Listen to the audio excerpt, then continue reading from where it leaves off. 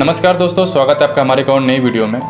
आज की वीडियो में हम जोधपुर जिले की एक ऐसी हत्याकांड के बारे में आपको बताने जा रहे हैं जिसने पूरे छत्तीसगढ़ को ही नहीं बल्कि पूरे देश को चौंका दिया है। 2025 में हुए इस हत्याकांड में एक युवक अपनी माता का बहुत ही बेरहमी तरीके से हत्या कर देता है और हत्या करने के बाद जो चीज़ें सामने आती है उसने सबको हैरान कर दिया।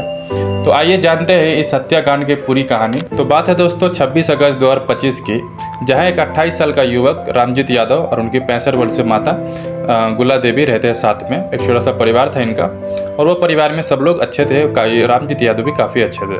बाद में रामजीत काम की तलाश में जो है केरल जाते हैं और केरल से कुछ दिन काम करके वो अपने गाँव आते हैं।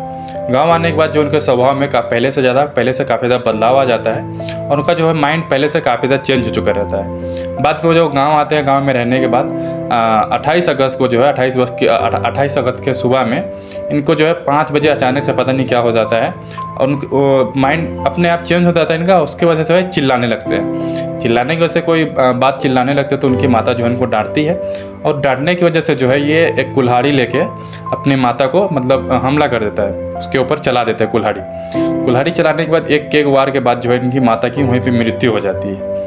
मृत्यु होने के बाद उनके घर वाले काफ़ी ज़्यादा डर जाते हैं और मोहल्ले वाले को भी बुलाते हैं। बाद में मोहल्ले के लोग भी आते हैं, लेकिन उनका व्यवहार देख के जो उनका हाथ में कुल्हाड़ी था, कुल्हाड़ी पूरा खून से लथपथ था, उनका व्यवहार देख के गांव वाले भी डर जाते हैं। उतने गांव वाले थे उनके घर में, परिवार में थे, कोई भी उनके पास नहीं जा पा रहा था क्योंकि उनका जो चेहरा था वो काफ़ी ज़्यादा डरावना था और उनके हाथ में जो कुल्हाड़ी था उसमें पूरा ब्लड लगा हुआ था।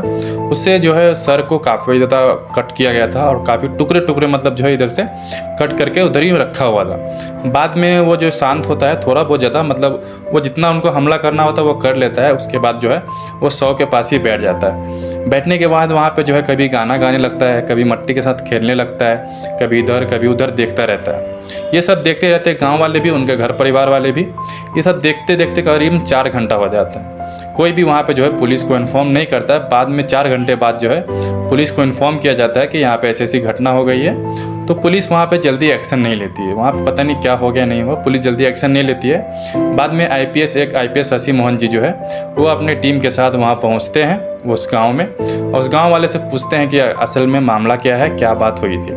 गांव वाले सारी कहानी बताते हैं कि इस प्रकार से सर यहाँ पे जो है हर घटना हुई है। बाद में इस कहानी को जब वो आईपीएस शशि मोहन सिंह इस बात को सुनते हैं तो इसको काफ़ी मतलब गंभीरता में लेते, क्योंकि जिसने रामजीत यादव जिसने हत्या की है उसको जो माइंड चेंज करना इतना आसान नहीं था।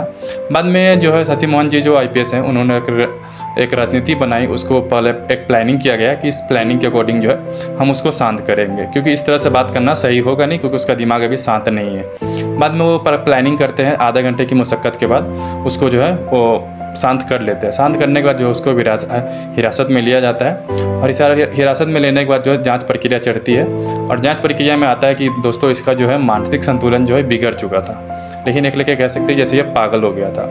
बाद में जांच में सब चीज़ें निकलती है। उनके घर वालों से भी पूछताछ किया जाता है, उनके गांव वालों से भी पूछताछ किया जाता है। तो गांव वालों का कहना है कि ये जो चीज़ें हो रही हैं ये आज नहीं हुआ है, मतलब जी ये केरल से काम करके आए थे, तभी से इनके स्वभाव में जो काफ़ी ज़्यादा बदलाव आ गया था। काफ़ी ज़्यादा जो है इनका माइंड चेंज हो गया था।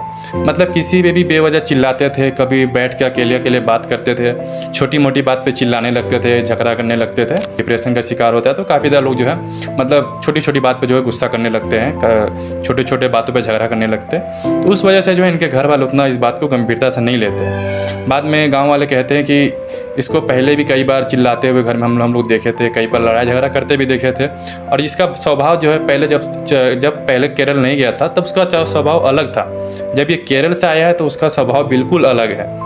बाद में इस चीज़ को जांच में सब लोगों को बताया जाता है, उनके घर वालों को भी बताया जाता है। बाद में घर वाले भी बोलते हैं कि इस प्रकार से किया जाता था, लेकिन उसके घर वाले इसलिए गंभीरता से नहीं लेते कि हो सकता है किसी परेशानी हो, कोई बात हो, जो अब वो घर वाले अपनी गलती समझ लेते थे कि शायद हमसे ही कुछ उल्टा बोला गया होगा, इसके लिए चिल्ला देता है। बाद में इतना ज़्यादा उसका जो माइंड चेंज हो गया था ना कि मतलब लोग समझ भी नहीं पा रहे थे कि मतलब इस तरह से इतनी छोटी बात पे इतना एक्शन लेना, इतना रिएक्शन देना क्या इंपॉर्टेंट है। बट लोग उतना ध्यान नहीं देते, इतनी गंभीरता नहीं लेते। अगर उस चीज़ को गंभीरता से उनके घर वाले लेते, उनके परिवार वाले, उनके भाई जो भी थे, और उन लोग लेते, इसका इलाज करवाया जाता तो शायद ये आज हत्या नहीं होती। इसीलिए अगर कहते हैं लोग कि अगर अपने घर में, परिवार में, गांव समाज में इस प्रकार का अगर कोई केस देखने को मिलता है तो उसको फ़ौरन अस्पताल लेके जाया जाए, उनका जांच प्रक्रिया करवाया जाए। क्योंकि मानसिक संतुलन जो है दोस्तों कभी थोड़ा रहता है, कभी बहुत ज़्यादा हो जाता है, और जब आपका मानसिक संतुलन बिगड़ जाएगा तो आपको क्या सही है क्या गलत है आपको मालूम ही नहीं पड़ेगा। तो इस चीज़ को गौर नहीं किया गया, और उसका छोटा सा जो है एक उदाहरण है आप लोग के सामने। और इस चीज़ को अगर गौर में रखते हुए उनकी इलाज करवाया जाता, उनका जांच प्रक्रिया करवाया जाता तो ये हत्या नहीं होती।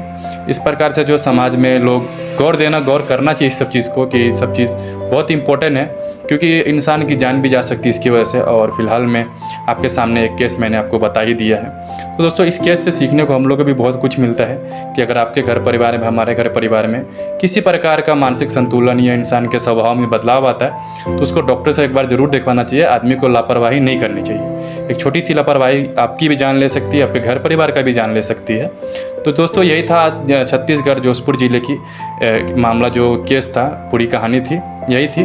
और आपको वीडियो अच्छी लगी तो वीडियो को लाइक ज़रूर से कर दें, और आप लोग चैनल पर नए हो तो चैनल को सब्सक्राइब भी ज़रूर कर लें, क्योंकि आज के बाद मैं इस तरह के आप लोग के लिए वीडियो लाता रहूँगा क्राइम रिलेटेड, और आप लोग ज़रूर देखिएगा इसको।